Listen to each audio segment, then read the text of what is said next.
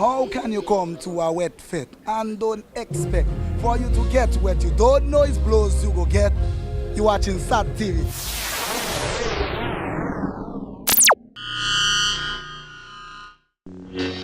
Bring out the reading, SAT Telecoms.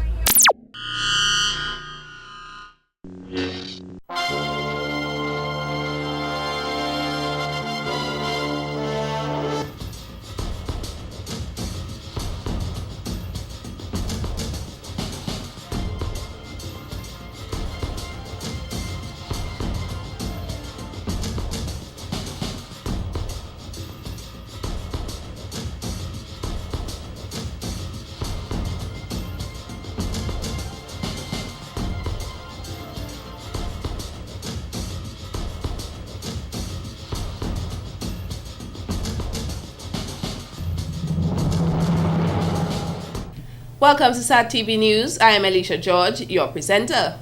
In our top stories, President of DOC breaks silence on Dominica's controversial participation in Sochi Olympics. Gun violence darkens political unrest in Venezuela. Missing plane MH370, Malaysia, urged to step up search. And in sports, West Indies secure victory over England.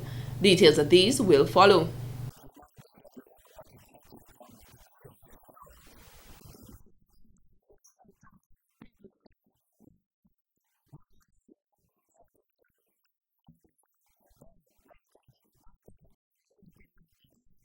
You're watching SAT Telecoms.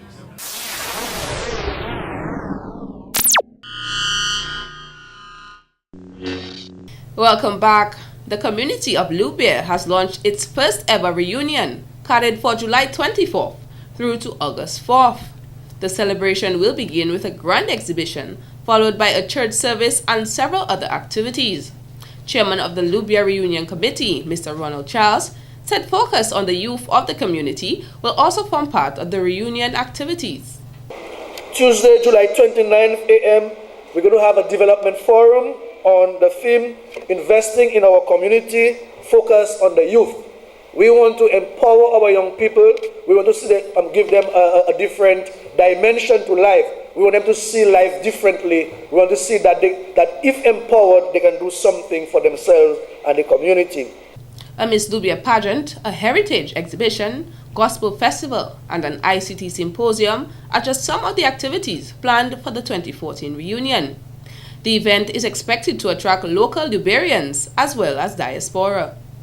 Because there has been a constant call for unity in our country. And that call emanates from the fact that we see developing in our communities and in our country a certain level of anxiety, which leads to people even losing respect for each other. People not wanting to come together and help each other. Minister George agreed that the reunion would bring a level of togetherness in the community. Meanwhile, the government of Dominica has pledged $15,000 in addition to $3,000, which it had already made available towards the staging of the event. To give you a jump start, I recognize that the government-owned Dominica National Petroleum Company Limited has already given you some $3,000. That company is fully owned by the government, and they cannot give you any money unless the Minister of Finance approves it. So we've already given you $3,000. I want to say to you tonight that in addition to the $3,000, the government is making a commitment of $15,000 to the community. According to the Prime Minister, this should serve as a motivator for other corporate citizens to play their part to ensure Lubia has one of the best reunions island-wide. The reunion song, composed by Calypsonian Michael Bublé Lafleur and sung by Eunice Lady Desiree, a female Calypsonian from Lubia, was also launched at the ceremony. Let us ask God to bless this first reunion with love and peace during this time and more unity as we venture to build community together. Put your hand, oh Father, overlook their proper. Don't leave out anyone. This is what we ask of you in the name of your Son.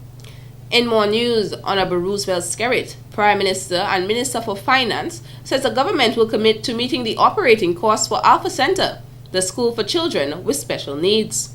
The Prime Minister, who visited the school on Friday, March 7, 2014, said the commitment to the Alpha Center would begin immediately and will be for an indefinite period, taking over the previous monthly subvention of $5,000. Mr. Skerritt said, and I quote, "I feel that these institutions need to be given greater prominence in society because of the work that you do. We can help do so by ensuring you don't go every month with a sponsor sheet looking for funding. So you will be at ease to know that every month you get the resources to cover your cost." End quote. Mr. Skerritt also spoke of a special grant for the individual students of the Alpha Center, which will go towards covering transportation and uniform costs for the students, which is in keeping with the government's policy to provide the necessary resources which ensure that all students are able to attend school. Ms. Jean Jacob, member of the Board of Directors of the Alpha Center, expressed gratitude to the Prime Minister for his visit, stating that this will go a long way in ensuring the school fulfills its mandate to help those with special needs. During his visit, Prime Minister Skerritt observed the various programs available at the school while interacting with the students and faculty. The Alpha Center was founded in June 1974 and will celebrate its 40th anniversary later this year. The school has a student population of 38, ranging from age 6 to 19, while the staff members include 9 full-time and 2 part-time teachers. In other news, the Commonwealth of Dominica Police Force, CDPF, through its Public Relations Officer, Inspector John Carbon, has revealed that a 17-year-old juvenile of Newtown on March 1, 2014, suffered a gunshot wound. The young man was shot by the police in Newtown after it was alleged that he committed a robbery. He was transported to the Princess Margaret Hospital, where he was treated and discharged the following day. He has since been charged with robbery along with 2 other individuals and appeared before the Roseau Magistrate Court on Thursday, March 6, 2014. They were granted bail and will reappear at a later date. The circumstances surrounding the shooting incident are still under investigations. In more stories, Mr. Felix Wilson, president of the Dominica Olympic Committee, DOC, after much inquiry of the committee's whereabouts, as it relates to the alleged scammers sent to represent Dominica at the 2014 Sochi Winter Olympic Games in Russia, has spoken up. On Monday, March 10th, a press conference was held where Mr. Felix entertained questions from media persons present. Mr. Felix initially read out a statement from the Dominica Olympic Committee indicating that participation by Caribbean countries in the Games included in the mandate of the International Olympic Committee, IOC, was challenged in 2012. So she defined the first Winter Games, a remarkable feat after Caribbean countries were being encouraged in 2012 by the IOC, that National Olympic Committee's local representative of the IOC, to participate in the Winter Games. In other words, the IOC, by its mandate of inclusion, expects all members of the Olympic movement, the National Olympic Committees, to exercise their right to participate and, in so doing, benefit through participation in all Olympic activities. Winter Games are not for temperate countries and summer games exclusively for tropical ones. He claimed that the couple was sent to represent Dominica at the Winter Games in an effort to bring coverage to the island, distinguishing it from the Dominican Republic. Gary Di Silvestri and Angelica Moroni Di Silvestri were the Valentine couple featured on NBC, the sole TV sponsor and exclusive broadcaster of Olympic Games. They were responsible for distributing a suitcase full of pamphlets, magazines, brochures, flyers, DVDs featuring the Kalinago, scenic landscape, and local artists from Dominica, Discover Dominica Authority, as well as national flags and dive and whale watching promotional material from the Anchorage Hotel to attendees, and there were 88 countries at the Games. Mr. Felix noted that the two athletes on their own and not financed by the DOC between August 2013 and January 2014 competed in New Zealand, USA, and Canada to qualify.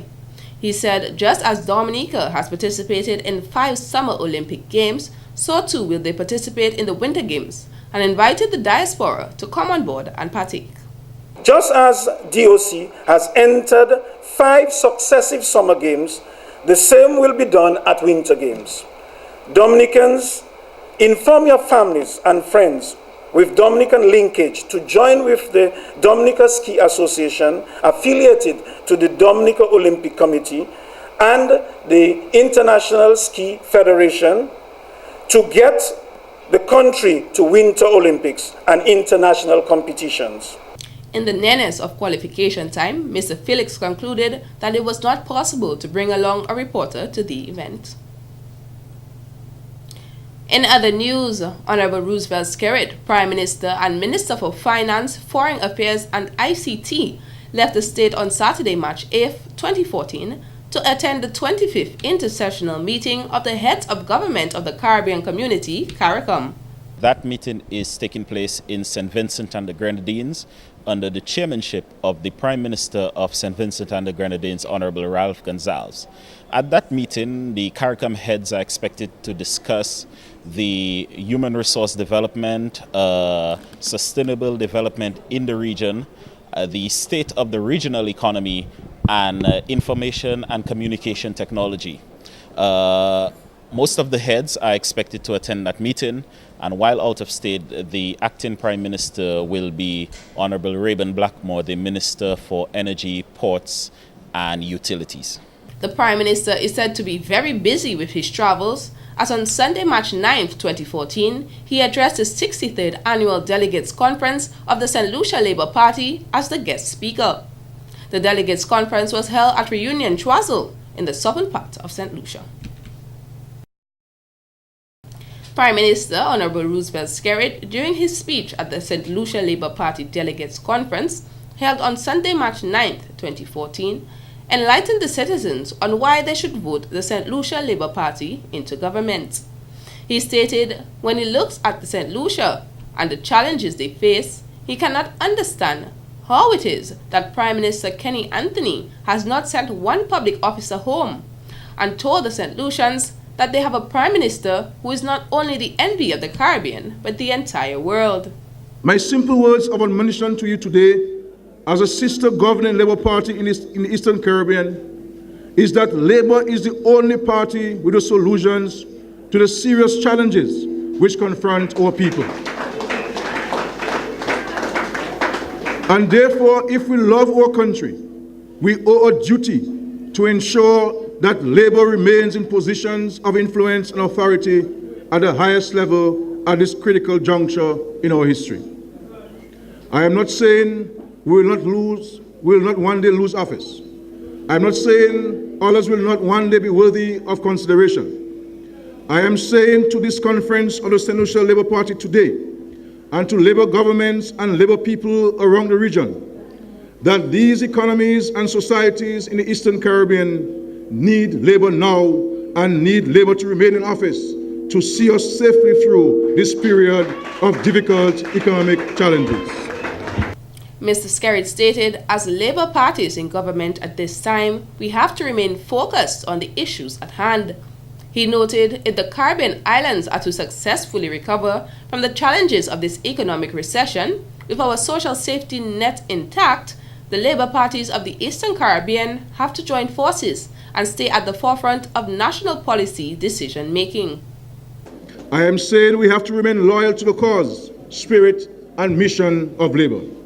I am saying we have to re-establish ourselves as the best hope in troubled times. I am saying we have to rally together to keep at bay those whose interests do not dovetail or even coincide with those for which the Labour movement was started and on which it flourished in the 1930s to 1970s. But you will ask, Comrade Skerrit, how do we do this in an environment where money is tight? How do we achieve this in a climate where we are battling to make ends meet and where we are barely able to maintain what we have, far less introduce new policies and concessions? In a single word, the answer to that question is education. Indeed, to be more precise, it's sensitization. The Dominican Prime Minister stated it is not enough for some of us to yearn and settle for 52% of the popular vote in an election. We have to strive as Labour parties in the sub-region to return to the once pivotal designation of natural party of choice. He told the party's leadership and supporters they have some work to do, since Labour Party's natural support base over the past 20 years have been eroding for varying reasons, and we have to reclaim that territory. Mr. Skerrit stated, we have to recognize the votes of non-Labour Party supporters alone are not enough to keep us in office, and we have to make our political homes welcoming and comfortable for those who wish to cross over. For the most part, as Labour parties in this region, we are not winning friends and influencing people as we should, because we are not properly marketing the tremendous job we are doing to keep the economies of these islands afloat and to maintain a deserving quality of life for our people. He added he wants Labour parties in the region to rekindle the passion for fighting against threats and advances made towards our working people, and in doing so, we must unmask and expose the pretenders and predators who wear the disguise of opposition politicians. In more news, the government of Dominica, despite strong opposition by residents living in the Rosa Valley area, is continuing its drive for the realization of geothermal energy. Although work has been ongoing, Honorable Rayburn Blackmore, Minister responsible for Public Works, Energy and Ports, stated that the drilling of a production well at a depth of 1,506 meters was completed on Saturday, March 1st, 2014. Based on this, the advice I've received, of course, to produce energy from a well, in any commercial perspective, will require a minimum of 180 degrees. Based on our initial reading, we have surpassed 245.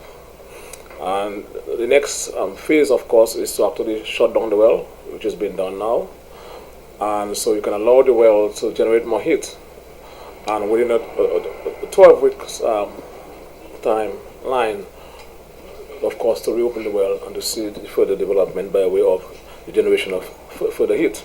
I think that in itself is tremendous of us. That essentially represents a very significant step to taking us to the next process. So we had made reference to actually constructing a small plant by the end of 2015, and of course for production of energy for domestic use. Mr. Blackmore noted the completion of the drilling for the production well is a tremendous achievement, realizing it as a vital part of any geothermal plant. One way to get Dominicans to the promised land, he stated, is to create the prosperity that has evaded us all of our lives, and it is only through embarking on a process of change from the traditional method of operation that this is possible. Now, one would appreciate the important impact that an environment where we have lower energy costs will have on the economy. In terms of actually enticing business that makes sense to create 21st century jobs for people. And of course, a high energy cost impacts every household, and it impacts the economy from a larger standpoint. And I think that is great. So we have gotten to the point where we have started the process of unlocking the secrets in geothermal development, and that in itself will represent a tremendous change in the way I've been doing things as far as energy is concerned in this country and in the world. I mean, we do not have natural gas, we do not have oil. What we have is the potential in geothermal energy. According to the minister, the government will be constructing a 10 to 15 megawatt plant, which will serve as a pilot for a much bigger plant in the future. The excess energy produced will then be sold to the French countries of Guadeloupe and Martinique. Dominica is being viewed as one of the countries in the Caribbean that has done the most in diversifying its energy resource, and geothermal energy has been seen as a leading agent in that process, he highlighted. Later down this month, we shall be hosting a very big conference, of course, which of course is sponsored by the government of Germany, and they believe that the best place to have it, because they can get a practical sense as to what the processes are about in terms of developing geothermal. And I think that in itself is tremendous. We'll be able to make a more detailed statement on that going forward next week. So when we're talking about change, we're talking about change in a real way. We're talking about change that will bring about positive development for people. And of course, the government of Dominica, and you have heard that from the Prime Minister, has made it its vocation to creating a new way of life for the people of Dominica. With the first phase, the drilling of a reinjection well, and the second, the completion of a production well, the government has spent a sum of $54 million, complements grant funding and a concessionary loan from the Agence Française de Développement, AFD, to the tune of Euro $6.5 million. Mr. Blackmore went on to say, based on several variables in the first instance with a small geothermal plant, a reduction on electricity rates of 13 to 14% will occur, and when the larger plant is constructed, the reduction will increase. In other stories, various schools across the island gathered at the Arawak House of Culture on Monday, March 10th, in observance of Commonwealth Day. Commonwealth Day is an annual event celebrated on the second Monday in March to promote an understanding on global issues, international cooperation, and the work of Commonwealth organizations whose aim is to improve the lives of citizens. Speaker of the House of Assembly, Honorable Alex Boyd Knights, gave the welcoming address. The Commonwealth theme is an extraordinary one, where 53 different countries have united to share values, experiences, best practices with one common goal in mind: to improve the lives of the people and to develop our countries. The event this year was administered under the theme Team Commonwealth. The Commonwealth is made up of 53 independent sovereign states, mostly former British colonies or dependencies of these colonies. Mrs. Boyd Knights went on to highlight the slow disintegration of the Commonwealth's once lively relationship between its member states and its citizens, using the example of its unusualness today in Dominica. Today, we have cooperatives and credit unions, but neither really take the place of what we had before. The big credit unions, for example, may be efficient, but they are also impersonal to the point that you don't even know the name of the teller who tends to you. We seem so ready to discard the old ways for modern ones. We hardly use teamwork in our development anymore. We have now become an I society, isolated by choice. She hopes that this year's Commonwealth theme will ignite a spark and cause us to be more united with each other. His Excellency the President, Mr. Charles Savre, subsequently released the Commonwealth Day message from Her Majesty Queen Elizabeth II. Many of us are following closely the news of the baton relay as it passes through the 70 countries and territories whose teams will gather for the Games. The images bring vividly to life what we mean by the Commonwealth family. It is wonderful to see the warmth, shared endeavor, and goodwill as the baton is passed through the hands of many thousands of people. Affinities of history and inheritance from the past are strong, yet we are bound together by a sense that the Commonwealth is a powerful influence of good for the future. According to the statement, the Queen looks forward to building a brighter and better future in which we can all play our part and share in its rewards. The ceremony concluded with bidding prayers from ministers in the various ministries of the government of the Commonwealth of Dominica. students, and teachers, as well as education officers. In more news, the Discover Dominica Authority, DDA, has announced that the 18th edition of the World Creole Music Festival, WCMF, will take place from October 24th to 26th, 2014.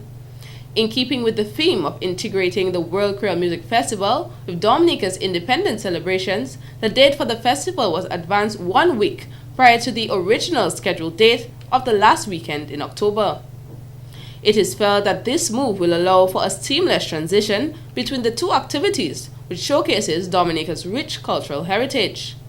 According to the Director of Tourism, Mr. Colin Piper, this year we expect the festival to continue in a positive growth trend, which we saw in 2013, which we felt was a result of an extensively targeted marketing campaign to the neighboring French territories and Caribbean islands. The official launch of Dominica's 18th World Creole Music Festival is scheduled to take place in July 2014. The police are reporting that 2 French nationals were arrested on the evening of Sunday, March 9th, 2014, following a breach of airport security. Police Public Relations Officer Inspector John Carbon says the incident, which occurred just before 6 p.m., involved 2 French nationals who allegedly ran out onto the runway at the Melvin Hall Airport, which is against airport security standards. He said they were warned to return to the lounge area of the airport but refused and was arrested by airport security. When contacted, Chief Executive Officer of the Dominica Air and Seaport Authority, DASPA, Mr. Benoit Badwil, confirmed the incident, stating, and I quote, "The matter is in the hands of the police, and the investigation is in their hands now." Mr. Badwil noted there are provisions in the Civil Aviation Act of 2005 and the DASPA Act of 2006 where these individuals would be charged for their actions. Further details are not available. However, SAT-TV will provide an update as soon as more information becomes available. This has been the local segment of the news. Coming up next, regional highlights.